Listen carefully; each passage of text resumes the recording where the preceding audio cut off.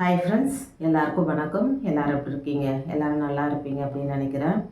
இப்போது நம்ம நாட்டில் பெரிய ஒரு பிரச்சனை அப்படின்னு பார்த்தா இந்த தெருநாய்கள் பற்றின பிரச்சனை தான் இப்போ போயிட்டுருக்குங்க.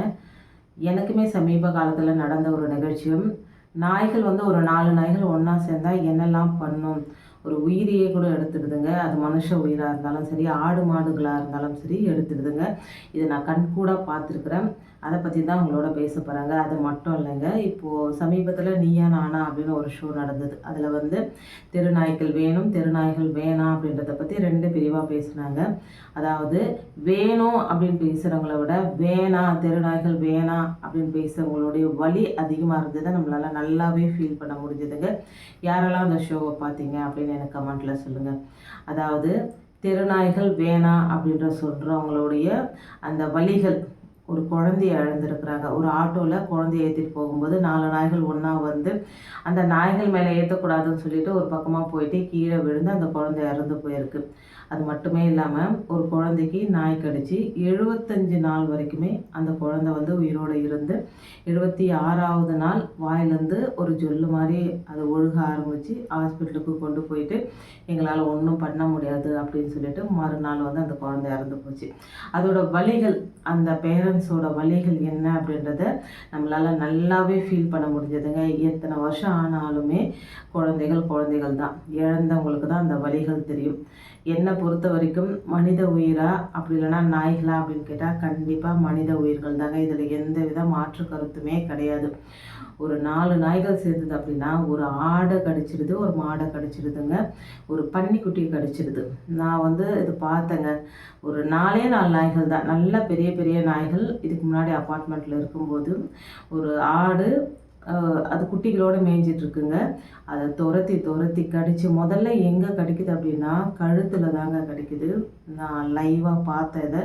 நம்ம விரட்டுறதுக்கு போனால் கூட அப்படியே துரத்திக்கிட்டு போயிட்டு அந்த ஆட்டை ரொம்ப தூரத்தில் கழுத்தை கடித்து அதை சாகடிச்சு போட்டுச்சுங்க. அதை பார்த்ததுலேருந்து ஒரு மாதிரி ஆயிடுச்சு. எங்கள் வீட்டில் இருக்கிறவங்க எப்படியோ விரட்டி எப்படியாவது அந்த ஆட்டுக்குட்டியை வந்து காப்பாற்றிடலான்னு பார்த்தா நான் காப்பாற்ற முடியலைங்க, செத்து போச்சு. அது மனசுக்கு எவ்வளோ வலியாக இருந்தது தெரியுங்களா? அப்போவுமே அதுங்களுக்கு அந்த வெறி அப்படின்றது அடங்கவே இல்லைங்க. அந்த கடித்த ஆட்டை வந்து கொண்டு போய் சாப்பிடணுன்றதுக்காக அவ்வளோ ட்ரை பண்ணி வெறி கொண்டு அலையிறாங்க அந்த நாய்கள். அதுக்கப்புறமா வந்து அந்த ஆட்டுக்கு சொந்தக்காரங்க வந்து அந்த ஆட்டை கொண்டு போய் புதைச்சிட்டாங்க. ஸோ இந்த மாதிரி விஷயம், அதாவது ஒரு 4 நாய் 5 நாய் ஒன்றா சேர்ந்தது அப்படின்னா ஒரு ஆடு மாட்டை கூட துரத்துதுங்க. அந்த அளவுக்கு வெறி பிடிச்சிருக்குங்க. அது வந்து நான் தப்பாக சொல்லலை. நாய்கள் அப்படின்றது நன்றி உள்ளது தான். இந்த உலகத்தில் எல்லா உயிர்களுக்குமே வாழறதுக்கு தகுதி இருக்குது தான். அதில் எந்த வித மாற்று கருத்துமே கிடையாதுங்க.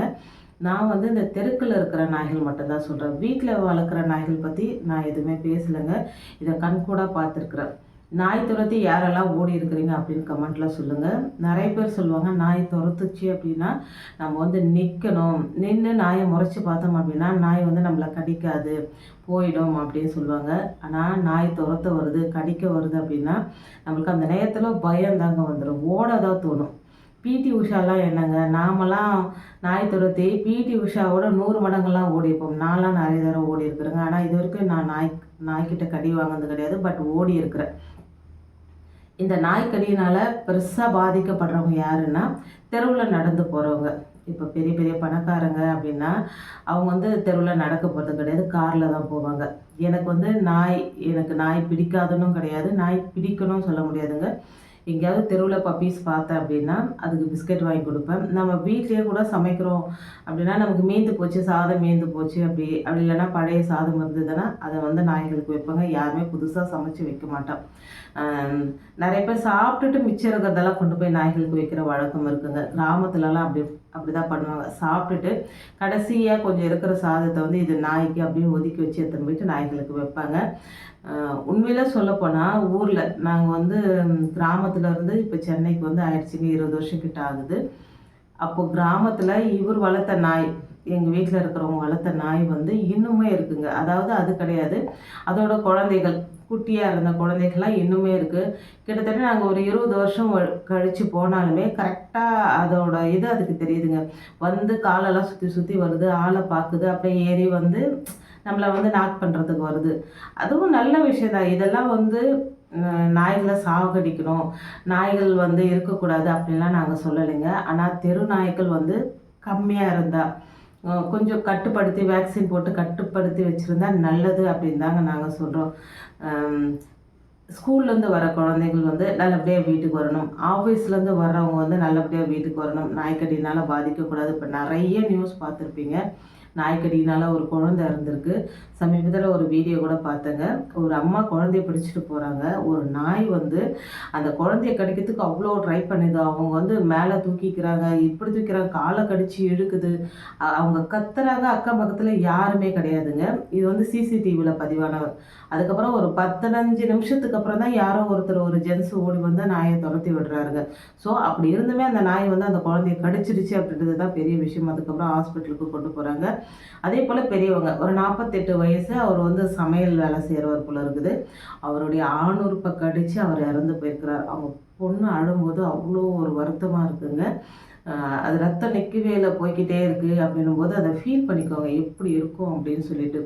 ஸோ நாய் ஏட்டர்ஸும் கிடையாது, நாய் லவ்வர்ஸும் கிடையாது. நாய் லவ்வர்ஸ், நாயினே சொல்லக்கூடாது அப்படின்னு ஒரு சிலர் சொல்கிறாங்க. இட்ஸ் ஓகே, நாயின் தானே சொல்லணும். இதில் என்ன விஷயம் அப்படின்னா, நாய் இருக்கணும் அப்படின்னு சொல்கிறவங்க, அவங்க சொல்கிற காரணம் என்ன அப்படின்னா, நாய் வந்து ஸ்ட்ரீட்டாக இருக்கணும் அப்படின்னு சொல்கிறவங்க, திருடுங்க பயம் இருக்காது. இப்போ நாய் இருக்குது அப்படின்னா அந்த இடத்துல திருடுங்க வந்து வரமாட்டாங்க அப்படின்னு முதல் விஷயம். ரெண்டாவது விஷயம் என்னென்னா, நாய் இல்லை அப்படின்னா மற்ற பெட்ஸ், அதாவது மற்ற மிருகங்கள்லாம் வந்து அதிகமாகிடும். இந்த என்னது தவளை, பல்லி, கரப்பாம்பூச்சி, அதுக்கப்புறம் வந்து எலி தொல்லை அதிகமாக இருக்கும். அதே போல் வந்து வேறு மிருகங்கள்லாம் வந்துடும். ஏன்னா இதெல்லாம் இருந்தால், நாய்கள் இருந்தால் இந்த உயிரினங்கள்லாம் அது சாப்பிட்டுட்டு நாய் இருக்கிறதுனால இதெல்லாம் நடக்காது அப்படின்னு சொல்கிறாங்க. அது மட்டுமே இல்லாமல் தைரியமாக இருக்கிறோம், நாய் இருந்ததுன்னா, தெருவில் நாய் இருந்ததுன்னா புதுசாக யாரையுமே விடாது அப்படின்றாங்க. நாய் இருக்கக்கூடாதுன்னு சொல்கிறவங்க முக்கிய காரணம் என்னென்னா, மனித உயிர்கள். ஒரு பைக்கில் போகிறாங்க அப்படின்னா ஒரு 10 நாய் கொண்டு துரத்துது, அவங்க ஸ்பீடாக போயிட்டு கீழே விழுந்து ஆக்சிடெண்ட் ஆகுது. குழந்தைகளை வந்து குறிப்பாக கடிக்குது. ஏன் குழந்தைகளை வந்து டார்கெட் பண்ணி கடிக்குது அப்படின்னு தெரியலங்க. குழந்தைகளை கடிக்குது, வயசானவங்க நடந்து போனால் அவங்கள கடிக்குது, காலையில் வாக்கிங் போகிறவங்கள வந்து நாய் துரத்துது. இந்த மாதிரி நிறைய விஷயங்கள் இருக்குது. மனித உயிர்கள் போகுது. நம்ம நாட்டில் வந்து நாய்க்கடியினால் இறக்குறவங்க வருஷத்தில் 20,000 பேர் அப்படின்னு ஒரு கணக்கீடே சொல்லுதுங்க. இப்போ தமிழ்நாடு தான் முதலிடம். நாய்க்கடியில் இறக்குறவங்களுடைய பட்டியலில் தமிழ்நாடு முதலிடங்க. தமிழ்நாட்டில் மொத்தம் ஒரு 8 கோடி மக்கள் இருக்கிறாங்க அப்படின்னா 6 கோடி நாய்கள் இருக்கிறதா ஒரு கணக்கீடு சொல்லுதுங்க. ஸோ நாய்கள் வந்து வேணுமா வேணாமா அப்படின்னா நாய்கள் வேணும் தான். இப்போது கவர்மெண்ட் என்ன பண்ணியிருக்கு அப்படின்னா, டெல்லி கவர்மெண்ட்டை ஒரு கேஸ் போட்டிருக்கிறாங்க. அவங்க வந்து விசாரணை பண்ணி, நாய்களால் நிறைய குழந்தைகள் பாதிக்கப்படுது, நிறைய முதியவர்கள் வந்து பாதிக்கப்படுறாங்க அப்படின்னு சொல்லிட்டு நாய்களை வந்து ஒரு ஷெல்டரில் போடணும் அப்படின்னு ஒரு ஆர்டர் போட்டிருக்கிறாங்க. அதை எதிர்த்து நிறைய பேர் வந்து இப்போ நம்ம தமிழ்நாட்டில் கூட நிறைய பேர் வந்து எதிர்த்து போராட்டம்லாம் பண்ணிகிட்டு இருக்கிறாங்க. நாய்கள் வந்து உயிர் இல்லாத சாரி, நாய்கள் வந்து அதுவும் ஒரு உயிர் தானே, ஏன் இந்த மாதிரி பண்ணுறீங்க? ஷெல்டர்லாம் ஒன்று தமிழ்நாட்டில் கிடையவே கிடையாது, எங்கே கொண்டு போய் வைப்பீங்க? நீங்கள் நாய்களை கொண்டு போயிட்டு கொன்னுடுவீங்க அப்படின்ற மாதிரி சொல்கிறாங்க. கவர்மெண்ட்டில் சொன்ன விஷயம் என்னென்னா, நாய்களை கொண்டு போய் ஒரு ஷெல்டரில் போட்டுட்டு அங்கேயே பாதுகாப்பு, அதுங்களுக்கு சாப்பாடெல்லாம் கொடுத்து அதுங்களை வந்து கொல்றதா சொல்லலைங்க, ஷெல்டரில் போடணும் அப்படின்னு சொல்கிறாங்க. இப்போ இவங்கெல்லாம் என்ன சொல்கிறாங்க அப்படின்னா, வேக்சின் பண்ணிவிட்டு நீங்கள் வந்து நாய்களை எங்கே கொண்டு வந்தீங்களோ அங்கேயே எடுத்துன்னு வந்து விட்டுடுங்க அப்படின்னு சொல்லி. நாய்கள் வளர்க்குறத இன்னொரு விஷயம் என்னென்னா, நாய் கழிவுகளை வந்து அகற்றுறதுங்க. இந்த துப்புரவு தொழிலாளர்கள்லாம் இருக்காங்க அப்படின்னா இது எக்ஸ்ட்ரா வேலை தான் அவங்களுக்கு. இப்போது நாய் வளர்க்குறாங்கன்னு கூட வச்சுக்கோங்களேன், பெரிய பெரிய பணக்கார வீட்டில் நாய்கள் வளர்க்குறாங்க. அவங்க என்ன பண்ணுறாங்க அப்படின்னா, நாய்களை காலையில் சாயந்தரம் வாக்கிங் மாதிரி கூட்டிகிட்டு வராங்க. எதுக்குன்னா அது வந்து அவுட் சைட் போகிறதுக்காக கூட்டிகிட்டு வராங்கங்க. அவங்க கூட்டிகிட்டு வர மாட்டாங்க, அவங்க வீட்டில் வேலை செய்கிறவங்க யாராவது கூட்டிகிட்டு வராங்க. நாய்கள் அவுட் சைடு போகிறதும் அதை க்ளீன் பண்ணுறது துப்புரவு தொழிலாளர்கள் தான் க்ளீன் பண்ணுறாங்க. அவங்களும் நம்மள மாதிரி மனுஷங்க தாங்க. ஒரு நாய் அப்படின்னா எப்போ அவுட் சைட் போகணும்னு சொல்ல முடியாது. இப்போ அவங்க கூட்டின்னு வரும்போது பெரிய வீட்டு நாய்கள்லாம் போகணும்னு வச்சுக்கோங்களேன். தெருவில் இருக்கிற நாய்கள்லாம் எப்போ போகணுன்னே சொல்ல முடியாதுங்க. அதனால் இந்த அவுட் சைட் போகிறதுனாலையும் நிறைய பிரச்சனைகள் வருது, நிறைய நோய்கள் வருது அப்படின்னு சொல்லிட்டு இருக்கிறாங்க. இப்போ எல்லாருமே சொல்கிற விஷயம் என்னென்னா, இதை கூட ஒருத்தவங்க மென்ஷன் பண்ணி சொல்லியிருந்தாங்க. நீங்கள் வீட்டில் வந்து உங்கள் பிள்ளையா நினச்சி வளர்க்குறதா சொல்கிற நாய்கள் வீட்லேயே வந்து போக வச்சு நீங்கள் அதை க்ளீன் பண்ண வேண்டியது தானே, ஏன் தெருவில் கொண்டு வந்து விடுறீங்க, அது பாத்ரூம் போகிறதுக்கு அப்படின்னு சொல்லி கேட்டிருக்கிறாங்க. இதுவும் ஒரு நல்ல பாயிண்ட் அப்படின்னே சொல்லலாங்க. நிறைய பேருக்கு நாய் வந்து ஒரு குழந்தையா இருக்கிறத நம்மளால் ஃபீல் பண்ண முடியுதுங்க. இப்போது ஒருத்தர் இருக்கிறாங்க, நமக்கு யாருமே துணை இல்லை அப்படின்போது ஒரு நாயை கொண்டு வந்து வளர்க்குறாங்க. அந்த நாயும் அவங்களும் ரொம்ப க்ளோஸாக இருக்கிறாங்க. அதாவது வந்து நமக்கு யாருமே இல்லை அப்படின்ற ஃபீல் வராத அளவுக்கு நாய்கள் வந்து நம்மளோட நல்ல நன்றியோடு பழகும் அப்படின்ற விஷயம்லாம் நமக்கு தெரிஞ்ச விஷயந்தாங்க. நாம் இப்போ பேசுகிறது என்னென்னா, ஸ்ட்ரீட்டில் இருக்கிற டாக் வேணுமா வேண்டாமா அப்படின்றத பற்றி தாங்க. இதை பற்றி உங்களுடைய கருத்து என்ன அப்படின்றத கண்டிப்பாக நீங்கள் கமெண்ட்டில் சொல்லுங்கள். நிறைய பேர் வந்து டாக் லவர் இருப்பீங்க. டாக் லவராக இருந்தாலும் இப்போ டாக் வேணாம் அப்படின்னு சொல்கிறவங்க வந்து டாக் ஹேட்டர்ஸ் எல்லாம் கிடையாதுங்க. அதனால் பாதிக்கப்பட்டவங்க, உயிரை இழந்தவங்க தான் வந்து தெருநாய்க்கள் வேணாம் அப்படின்னு சொல்கிறாங்களே தவிர்த்து, மற்றபடி நாயை வந்து அறவே வெறுக்கிறவங்க யாருமே கிடையாது. இப்போது வந்து குழந்தைய இழந்தவங்க ஒரு காலத்தில் நாய்க்கு சாப்பாடு வச்சுருக்கான். அதாவது அந்த குழந்தை இறந்து போன குழந்தை கூட நாய்க்கு சாப்பாடு வச்சுருக்கும், நாய்க்கு வந்து பிஸ்கெட் போட்டிருக்கும். அவங்களுக்கும் வந்து நாய் பிடிச்ச ஒரு உயிரினமாக தான் இருந்திருக்கும். ஆனால் ஒரு உயிரே போயிடுச்சு அப்படின்ற போது வேண்டாம், நம்ம குழந்தைக்கு வந்தது மற்ற எந்த குழந்தைக்கும் வேணாம் அப்படின்ற ஒரு விஷயத்தை தான் வந்து அவங்க சொல்லியிருந்தாங்க. இப்போ டெல்லியில் நாய் ஷெல்டர் அப்படின்னு நான் வீடியோவில் பார்த்தேங்க. கிட்டத்தட்ட லட்சக்கணக்கான நாய்கள் அங்கே இருக்குது. யாரெல்லாம் அந்த வீடியோ பார்த்தீங்க அப்படின்னு எனக்கு கமெண்ட்டில் சொல்லுங்கள். ஒரு பெருசாக ஒரு கிரவுண்டு மாதிரி இருக்குது, மதில் சவரை எழுப்பியிருக்கிறாங்க. அதில் வந்து நாய்களை கொண்டு வந்து வச்சுருக்குறாங்க. டெல்லியில், இது நம்ம நாட்டில் இல்லைங்க. அந்த மாதிரி நம்ம நாட்டிலையும் ஒரு இடத்த வந்து ஃபிக்ஸ் பண்ணி அந்த இடத்த ஷெல்டர் மாதிரி பண்ணி இருக்கிற தெருநாய்க்களை கொண்டு போயிட்டு நம்ம அங்கே வந்து பாதுகாப்பாக வச்சுக்கலாம். நாட்டிலையும் ஒரு ஷெல்டர் வச்சு நம்ம நாய்களெல்லாம் வந்து பாதுகாக்கலாங்க. இது கேட்க வேண்டியது கவர்மெண்ட் கிட்ட நம்ம கேட்கலாம். இதில் எந்த தவறும் இல்லை அப்படின்னு நினைக்கிறேன். அது மட்டும் இல்லைங்க, நாய்களை வந்து யாரும் வெறுக்கலை. இதை வந்து எல்லாருமே புரிஞ்சுக்கணும். டாக் லவர்ஸ் நிறைய பேர் இருப்பீங்க அப்படின்னு நினைக்கிறேன். இதனால் பாதிக்கப்பட்டவங்க, குறிப்பாக தெருநாயினால் பாதிக்கப்பட்டவங்க நிறைய பேர் இருக்கிறாங்க நம்ம நாட்டில். ஒரு குழந்தை தெருநாயினால் கடிப்பட்டு இப்போ அந்த நாய் எப்படி பண்ணுமோ அதே மாதிரி பண்ணுதுங்க. ஹாஸ்பிட்டலில் இருக்குது. அது அந்த வீடியோவை நான் பார்த்தேங்க. அவங்க பெற்றவங்களுடைய மனசு எப்படி இருக்குமோ, அந்த குழந்தைக்கு வந்து ஒரு 6லேருந்து 7 வயசு இருக்குமா, ஆண் குழந்தை. நாய் எப்படி பண்ணுமோ அதே மாதிரி தாங்க பண்ணுது. நம்ம என்ன தான் லட்சக்கணக்கில் செலவு பண்ணி அந்த ரேபிஸுக்கு லட்சக்கணக்கான ரூபாய் செலவு பண்ணி அந்த மருந்தை வந்து வர வைக்கிறாங்க நம்ம நாட்டில். ஸோ அவளை மருந்து வர வச்சுமே அது வந்து பத்தலை அப்படின்னு தாங்க சொல்லப்படுது. சில நாய்க்கடிக்கு, அதாவது வந்து அந்த ரேபிஸ் நாய்க்கடிக்கு என்னதான் மருந்து கொடுத்தாலுமே அது சரியாகலை அப்படின்னு சொல்லுது. அதனால தான் நிறைய இழப்புகள். அதான் சொல்கிறேன், ஒரு வருஷத்துக்கு 20,000 பேர் நாய்க்கடியினால் இறக்குறாங்க, அந்த ரேபிஸ் நோயினால் இறக்குறாங்க. இப்போ தமிழ்நாடு என்ன சொல்லியிருக்கு அப்படின்னா, இன்னும் 5லேருந்து 10 வருஷத்துக்குள்ளே இந்த ரேபிஸ் அப்படின்ற ஒரு நோயை நம்ம நாட்டில் இருக்கக்கூடாது அப்படின்னா அதுக்கு என்ன நம்ம பண்ணணுமோ அதெல்லாம் நம்ம பண்ணணும் அப்படின்னு வந்து ஒரு வாக்குறுதி கொடுத்துருக்குறாங்க. இது ரொம்ப நல்ல விஷயந்தாங்க. இந்த நாய்க்கடியினால் இருக்கிறவங்க கம்மியானாங்க அப்படின்னாலே ரொம்ப ரொம்ப சந்தோஷம் அப்படின்னு சொல்லப்படுது. என்னை பொறுத்த வரைக்குமே குழந்தையோட உயிரா இல்லை நாய்களா அப்படின்னு சொன்னால் நான் சொல்கிறது வந்து குழந்தைகள் தாங்க. இது வந்து நிறைய பேர் ஒத்துக்கிற விஷயந்தான். இப்போ சமீபத்தில் எனக்கு ஒரு 10 நாளைக்கு முன்னாடி நாங்கள் இந்த ஏரியாவுக்கு வந்து கொஞ்ச நாளில் கொஞ்சம் மாதம் ஆகுதுங்க. இந்த ஏரியாவுக்குள்ளே என்ட்ரு ஆகணும் அப்படின்னாலே ஒரு 15 நாய்கள் இருக்குங்க. இங்கே நம்ம அந்த தெருவுக்குள்ளே வரும்போதே 15 நாய்கள் இருக்கும். ஒவ்வொரு தெருவுக்குமே ஒரு 15 நாய் இருக்குது இங்கே. இந்த தெரு நாய்கள் வந்து அந்த தெருவுக்கு போகக்கூடாது, அங்கே இருக்கிற நாய்கள் வந்து இங்கே வரக்கூடாது. அது மாதிரி வந்துச்சுங்க அப்படின்னா ஒரே சண்டை தாங்க நடக்கும். இங்கே இருக்கிற குழந்தைங்க கொஞ்சம் தூரம் தான், ஒரு 20 அடி அப்படின்னா கூட போய் பேரண்ட்ஸ் கிட்ட இருந்து தான் இப்போ வேன்லேருந்து குழந்தைங்க இறக்குறாங்கன்னா போய் கூட்டிகிட்டு வராங்க. காரணம் என்னென்னா பயம், எங்கே கடிச்சிடுமோ அப்படின்னு சொல்லி. இப்போ நான் வந்து ஒரு நாள் கடைக்கு போயிட்டு வரும்போது மணி ஒரு 7:30 8 தாங்க இருக்கும். நான் நடந்துட்டு வரேன். ஒரு 15 நாய்கள் எழுந்து நின்றுட்டு நம்மளே முறைச்சி பார்த்துட்ருக்குது. அந்த இடம் வந்து லைட்டு கூட இல்லைங்க, இருட்டாக தான் இருக்கும். எனக்கு போகிறதுக்கு பயம். பொதுவாகவே நாய்னா கொஞ்சம் பயந்தாங்க. அங்கேயே நின்றுட்டேன்.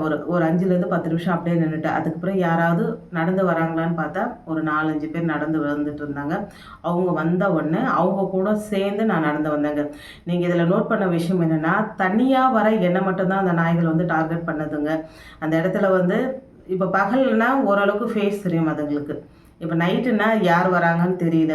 ஸோ அது எழுந்து ஒரு வேளை கடிக்கிறதுக்கு தான் வந்ததுன்னு நான் கன்ஃபார்மாக சொல்ல முடியாது. இருந்தாலுமே எழுந்து நம்மளை பார்க்கும்போது நமக்கு ஒரு பயம் வருது. இப்போ ஒரு 4 5 பேராக வரோம் அப்படின்னா அந்த நாய்கள் பேசாமல் போய் படுத்துக்குச்சுங்க. ஸோ எனக்கு இந்த விஷயங்கள்லாம் நடக்கிறதுக்கு முன்னாடி, விநாயகர் சதுர்த்திக்கு முன்னாடி எனக்கு நடந்த விஷயங்க. அதையும் உங்களோட ஷேர் பண்ணிக்கிறேன். எங்கள் அம்மா வீட்டில் வந்து நாய்கள் வளர்ப்பாங்க. அவங்களுக்கு ரொம்ப பிடிக்குங்க. சோஃபியா அப்படின்னு ஒரு நாயை வளர்த்துருந்தாங்க. பையா அப்படின்னு சொல்லி ஒரு நாயை வளர்த்துட்டு இருந்தாங்க. அதுக்கப்புறம் இன்னொரு பேர் எனக்கு மறந்து போச்சுங்க. இந்த மாதிரி எங்கள் வீட்லேயும் வந்து நாய்கள் வளர்த்துட்டு தான் இருக்கிறாங்க. நான் வந்து நாய்களை வீட்டில் வச்சு வளர்க்குறதுல எனக்கு அபிப்பிராயம் கிடையாதுங்க. ஆனால் என் பையனுக்கு பிடிக்கும். நாய் வளர்க்கலாமா அப்படின்னு சொல்லிட்டு. ஏனோ எனக்கு அது பிடிக்கல. அந்த முடியெல்லாம் கொட்டுறது வந்து எங்கள் வீட்டில் பெரும்பாலும் எங்கள் 2 பேருக்குமே சைனஸ் ப்ராப்ளம் இருக்குங்க. அதனால் நாய், பூனை வளர்க்குறதுல எனக்கு இன்ட்ரெஸ்ட் கிடையாது. அதுக்காக நாய் பிடிக்காது, பூனை பிடிக்காது அப்படிலாம் கிடையாதுங்க. எங்கேயாவது பார்த்தேன் அப்படின்னா, இப்போ தெருநாய்கள்லாம் குட்டி போட்டுட்டு ரொம்ப அழகாக இருக்கும். அந்த மாதிரியெல்லாம் பார்த்தேன் அப்படின்னா, அதுங்களுக்கு பிஸ்கட் வாங்கி கொடுக்குறது, இல்லை சாதம் கொண்டு போய் வைக்கிறது, இந்த மாதிரி விஷயம்லாம் பண்ணுவேன். பட் நான் எடுத்துகிட்டு வந்து வளர்ப்பேனா அப்படின்னா, கண்டிப்பாக என்னால் வளர்த்து அதுங்களை வந்து பாதுகாக்க முடியாது. நாய் வளர்க்குறதுன்றது அவ்வளோ ஈஸியான வேலை கிடையாதுங்க.